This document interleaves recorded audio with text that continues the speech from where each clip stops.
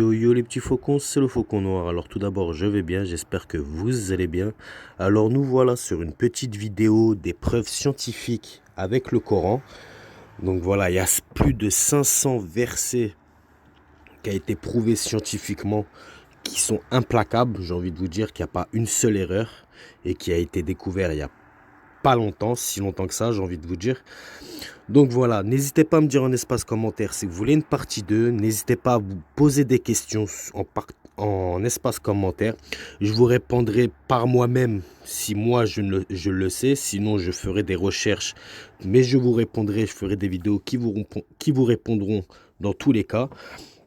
Si cela vous intéresse, bien évidemment, que ça soit pas que sur la religion musulmane, sur plusieurs religions, sur d'autres religions, j'ai envie de vous dire.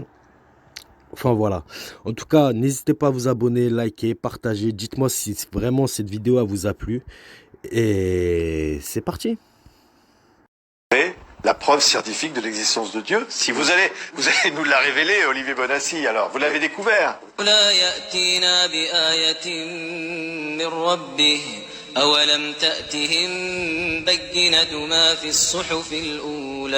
En fait, pour résumer les choses, de tout temps, sur tous les continents, dans tous les siècles, les hommes ont cru en Dieu. وإذ أخذ ربك من بني آدم من ظهورهم ذريتهم وأشهدهم على أنفسهم ألست بربكم قالوا بلى شهدنا أن تقولوا يوم القيامة إنا كنا عن هذا غافلين. Sauf que, à partir du XVIe siècle, de Copernic à Darwin, Freud, en passant par Galilée, Laplace, il y a toute une série de découvertes scientifiques qui font que les gens se disent la science n'a pas besoin de l'hypothèse de Dieu. Et donc il y a un courant matérialiste très fort qui s'appuie sur le prestige de la science qui est extrêmement puissant. Et puis, au début du XXe siècle, tout change. C'est un peu l'adage, vous savez, un peu de science éloigne de Dieu, beaucoup y ramènent. Toute une série de découvertes vont dans l'autre sens et concluent à deux choses. Il y a un début absolu au temps, à l'espace et à la matière, dont Einstein nous dit qu'ils sont liés. Donc s'il y a un début au temps, à l'espace et à la matière, ça veut dire qu'avant, il y a une cause non temporelle, non spatiale, non matérielle qui a fait émerger tout ça.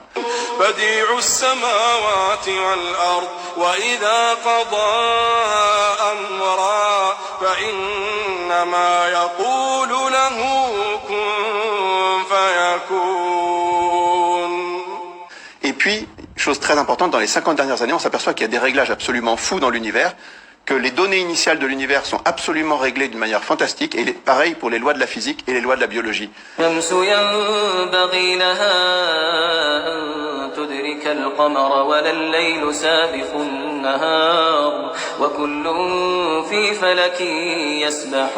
Et ce réglage fin est tellement fantastique que même les athées parlent de miracle. Ouais. Et donc à la fin, si vous mettez les deux choses en balance, vous avez un début et un réglage. La solution la plus évidente, c'est qu'il y a un esprit intelligent qui est à l'origine de tout ça.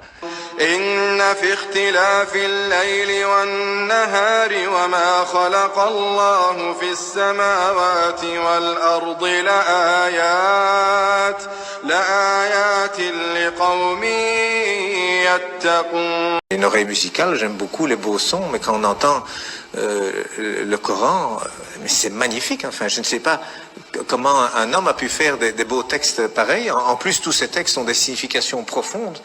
Il n'y a pas une erreur. Il y a des gens, des médecins, des scientifiques qui ont fait des erreurs, des recherches sur ces livres saints. Ils trouvent des erreurs dans la Torah, ils trouvent des erreurs dans la Bible, et ils n'en trouvent pas dans le Coran. Rien. Il n'y a rien qui est mauvais, même il y a des images qui sont reprises, qui correspondent pratiquement à la meilleure définition qu'un médecin pourrait faire à un ignorant. Donc c'est des choses merveilleuses qu'il y a dans le Coran.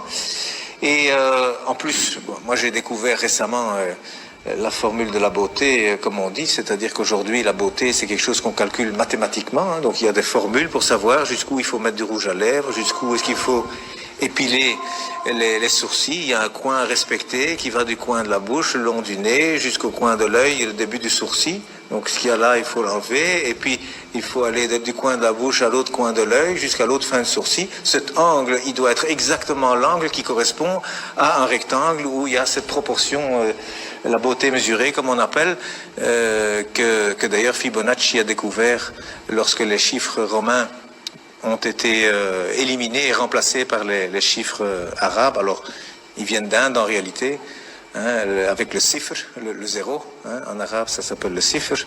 Donc c'est devenu les chiffres plutôt que les nombres. Et puis Fibonacci l'a découvert avec ces chiffres, c'est formidable, on peut faire des calculs infiniment grands et puis avec la virgule infiniment petit. Et il a découvert comme ça que la pyramide de Khéops, le Parthénon, enfin tous ces beaux bâtiments, même en Italie, il a découvert qu'il y a toujours la bonne proportion. Même les peintures, il a découvert que toujours c'est au même endroit que doivent se trouver le centre du tableau. C'est pas au centre, hein, non, c'est quelque part 1 sur 1,618. Donc il y a des proportions. Eh bien aujourd'hui on retrouve, la Mecque se retrouve sur la terre aujourd'hui. Hein, lorsque vous avez 1 et 1,618, eh bien cette ligne, elle passe à travers la Mecque, à travers la Kaaba au mètre près. Et la distance entre la Kaaba et le pôle Nord fait 1, et entre la Kaaba et le pôle Sud fait 1,618. Ça veut dire qu'Abraham, il a abandonné sa femme, enfin sa servante Hajar, avec son fils Ismaël. Elle a dit pourquoi ici? Dieu m'a dit ici. Donc il semble qu'aujourd'hui, c'est par rapport en tout cas, et c'est même lié au village de Greenwich, qui a servi à dessiner la carte de cette terre, hein, parce que le milieu c'est Greenwich. Eh bien, c'est considéré là comme le centre de beauté que tous les peintres utilisent aussi. D'ailleurs, depuis Leonardo da Vinci, il a dessiné des tas de choses. Vous savez, le corps, 1,618. Le nombril, il est à 1 mètre du sol. La taille idéale, c'est 1,618 m. Donc, il y a plein de choses. Les dents même, la dent du milieu, elle fait 1,618. À côté, elle fait 1. La bouche, elle fait 1,618. Le nez, il doit faire 1. Il y a des chirurgiens esthétiques aujourd'hui qui utilisent ces mathématiques pour corriger les visages. Eh bien, il y a un verset qui contient la Mecque dans le Coran. Hein, eh bien, le verset, il fait 47 lettres, divisé par 1,618, ça fait 29. Pile poil le début du mot Mecca. Enfin, c'est un bas de Becca, mais c'est pile poil à cet endroit-là. Donc, je veux dire, quand on découvre des choses comme ça, et il y en a encore hein, dans le Coran, il y a des vérités comme ça mathématiques, on dit, c'est quoi ça? C'est pas un homme, il n'avait pas d'ordinateur, hein, le prophète, il n'en avait pas, c'est sûr. C'est certain, ça c'est vraiment une vérité. On n'a jamais rien retrouvé d'informatique à l'époque, c'est sûr. Et ça a déjà été testé, à mon avis, 1 million de fois. Ça fait partie de la science exacte. Mais cet homme, d'où est-ce qu'il a cherché ce texte? Il y a plein de choses comme ça. Alors le premier message, d'ailleurs, il faisait 19 mots. Le premier message faisait 19 mots. Bismillahirrahmanirrahim fait 19 lettres. Il y a 6 fois 19 sourates, il y a 142 fois 19 le mot Dieu dans le Coran, il y a 3 fois 19 fois le miséricordieux dans le Coran. Ce chiffre 19 dans le Coran, c'est aussi quelque chose d'incroyable. Mais donc le premier message, c'était, voilà, informez-vous. Au lieu d'interpréter, d'abord le savoir. D'abord savoir de quoi on parle. Et le dernier message du prophète, dont on dit qu'il est mauvais pour les femmes, eh bien, il a dit, soignez vos femmes, et pour la prière, ne l'abandonnez pas. Alors, moi je dis, une religion où le premier message et le dernier message sont ainsi, je ne vois pas très bien ce qu'on doit craindre. Nous allons vous prouver si le Coran vient bien de Dieu. Car comme il a été dit, si celui-ci provient de Dieu, il doit contenir des miracles. Et si vous lisez le Coran, vous verrez qu'il contient des informations qui ne pouvaient être connues à l'époque, c'est-à-dire il y a 1400 ans. Mohamed était un homme qui vivait en plein milieu du désert d'Arabie, là où la technologie n'existait pas. À cette époque, il n'y avait pas d'électricité, aucun appareil électronique, rien de tout ça. Les gens vivent de la terre, se déplacent en chameau. Personne n'avait inventé ou même pu imaginer les choses telles que les sondes, les scanners, les satellites, etc. Et pourtant, dans le Coran, nous pouvons lire « Sous l'eau, il y a des endroits où il y a de l'eau douce et de l'eau salée. Et entre les deux se trouve une barrière invisible qui empêche les deux eaux de se compénétrer. C'est-à-dire que le sel de l'eau salée ne va pas dans l'eau douce. Ces barrières les empêchent.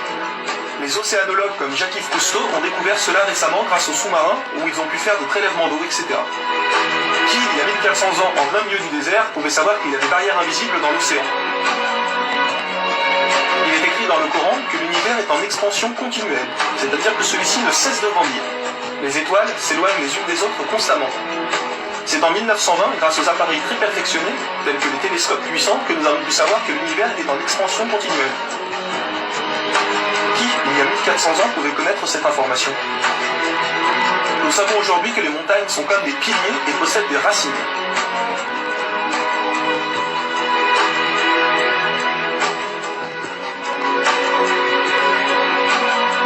Sans les montagnes, il y aurait très fréquemment des tremblements de terre. Nous savons grâce aux récentes découvertes qu'elles servent à la stabilisation de l'écorce terrestre.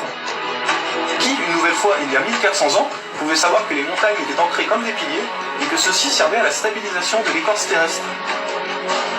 Il est écrit dans le Coran que Dieu a créé les 7 cieux et la terre par le même nombre, c'est-à-dire 7. Nous connaissons aujourd'hui, grâce aux sondes qui vont sous terre, que la planète possède 7 couches terrestres. Le noyau interne solide, le noyau externe liquide, la couche D, le manteau inférieur, puis le manteau intermédiaire, le manteau supérieur et la lithosphère. Qui, il y a 1400 ans, au plein milieu du désert, pouvait savoir que la Terre possédait 7 couches? Il était impossible de connaître cela sans la technologie récente. Il est aussi mentionné que les plantes ont des sexes, mâles et femelles.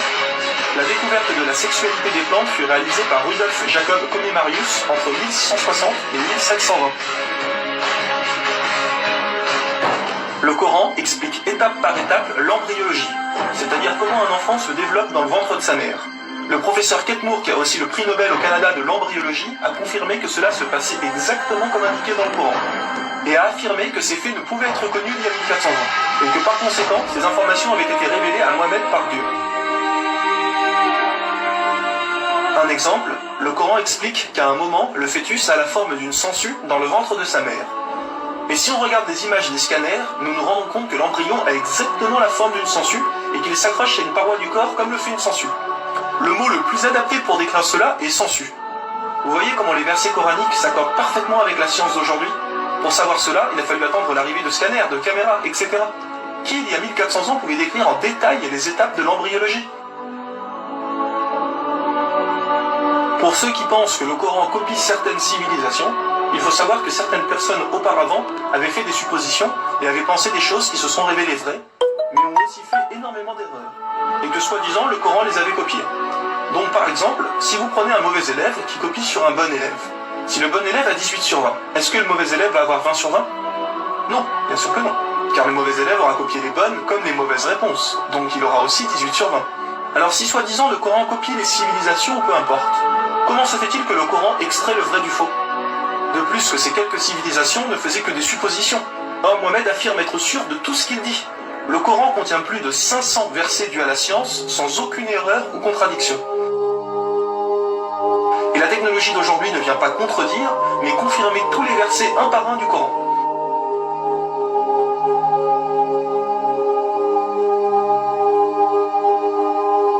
Il est écrit dans le Coran que les fourmis parlent. Nous l'avons confirmé en 2009 grâce aux appareils auditifs puissants. Un homme ne peut entendre ces bruits à l'oreille nue comme ça. Nous savons aujourd'hui que dans la plupart des pays, il est interdit d'avorter au bout de 3 à 4 mois. Car après 4 mois, la science explique que le bébé commence à vivre, et que cela donc est considéré comme un crime. En islam, il est dit que Dieu insuffle l'âme dans le corps du bébé au bout de 120 jours, donc 4 mois. Comme par hasard au même moment que quand la science démontre que c'est à cette période que la vie du fœtus commence. Pour savoir que la vie du bébé commence à 4 mois, il a fallu attendre une nouvelle fois l'arrivée de scanners, IRM, caméras miniatures, etc. Qui, il y a 1400 ans, pouvait savoir que le bébé commençait à vivre au bout de 4 mois? Nous savons qu'au début du monde, il y avait seulement une nébuleuse primaire, compactée en une seule masse et qui a explosé, ce que nous appelons aujourd'hui le Big Bang. Le déroulement du Big Bang est pourtant écrit dans le Coran. Le Big Bang a été découvert au XXe siècle, alors que le Coran a été écrit au 7e siècle. Le Coran affirme que ce sont les abeilles femelles qui ramassent le pollen des fleurs. Pourquoi le Coran ne parle que des femelles et non des mâles? Eh bien la science a découvert récemment qu'effectivement les femelles possédaient des organes que les mâles n'ont pas, et ceux-ci ne peuvent pas collecter le pollen des plantes. Encore et toujours, qui pouvait savoir il y a 1400 ans que les mâles n'ont pas les organes nécessaires pour le prélèvement du pollen? Il y a longtemps, les gens pensaient que la Terre était plate. Ce n'est qu'en 1577 que Francis Drake fait le tour de la planète et prouve que celle-ci est ronde. Le Coran, environ 1000 ans plus tôt, affirme que la Terre est ronde, mais ne s'arrête pas à ça. Pour donner un exemple, il est dit que la Terre ressemble à un œuf, mais pas n'importe quel œuf, celui d'une autruche.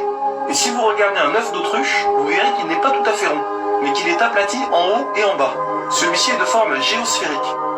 Et nous savons aujourd'hui que la Terre non plus n'est pas tout à fait ronde, mais qu'elle est aplatie au niveau des pôles. Et donc qu'elle est également de forme géosphérique. Qui, il y a 1400 ans, pouvait savoir que la planète Terre était géosphérique? Il a fallu attendre les satellites pour sortir de la Terre pour se rendre compte de cela. Soyons honnêtes, qui, il y a plus d'un millénaire, pouvait faire toutes ces affirmations sans aucune technologie? Rendez-vous compte, à cette époque-là?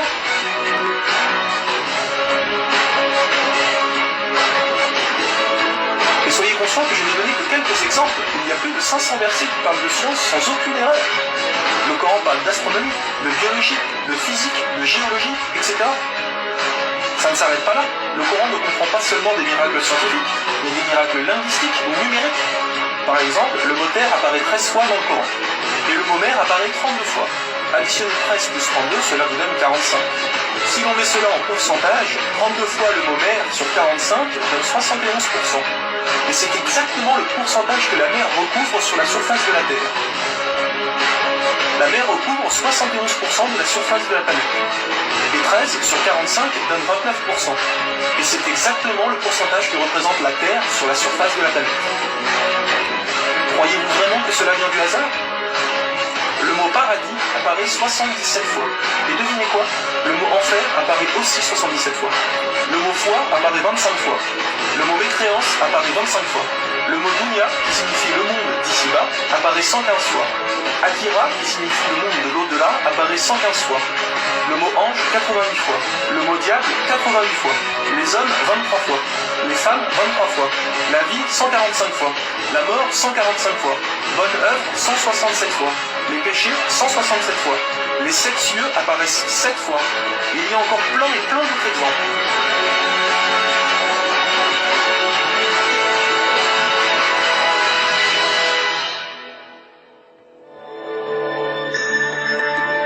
Le Coran est d'une beauté incomparable. Dans la langue originale, c'est-à-dire en arabe, environ la moitié du Coran rime. Le Coran contient des palindromes. Un palindrome est un mot qui veut dire la même chose si on le dit à l'envers. Par exemple, Bob, à l'envers, vous aurez toujours Bob. Ou kayak, à l'envers, vous aurez toujours kayak. Un mot comme ça peut se trouver, mais une phrase entière, cela est quasiment impossible. Ou alors votre phrase ne voudra rien dire. Mais non, le Coran possède des phrases entières en palindrome, et ces versets ont un sens très profond. Le Coran ne possède aucune contradiction ou erreur. Je vais donner un dernier exemple avant de conclure. Vous allez vous rendre compte de l'extraordinaire précision du choix des mots. Dans un verset, Dieu dit qu'il n'a pas doté l'homme de 2 cœurs. Pourtant, un peu plus loin, Dieu parle aussi des femmes. Alors pourquoi il ne dit pas « je n'ai pas doté l'être humain de 2 cœurs » ? Pourquoi ne parle-t-il que des hommes, puisque les femmes sont mentionnées après ? Quand nous lisons tout le passage, nous nous rendons compte que Dieu ne parle pas au sens littéral, mais au sens figuré. Il explique que l'homme ne peut pas être croyant ou non-croyant. C'est l'un ou l'autre. Les deux ne peuvent pas coexister. Ou on a la foi, ou on l'a pas. Mais si nous prenons ce verset au sens littéral, est-ce vrai ? Oui, bien sûr, l'homme ne possède qu'un seul cœur. Mais pour les femmes, elles doivent être enceintes, n'est-ce pas ? Et quand elles sont enceintes, combien de cœurs possèdent-elles ? Vous vous rendez compte de ça ? Si Dieu avait mis l'être humain au lieu du mot homme, un petit malin aurait pu dire « Hé, il y a une contradiction. Si on prend cette phrase au sens littéral, la femme peut avoir 2 cœurs quand elle est enceinte. » Mais non, même au sens littéral, cette critique est impossible. Que ce soit au sens littéral ou figuré, le Coran est inattaquable. Rendez-vous compte de la précision des mots.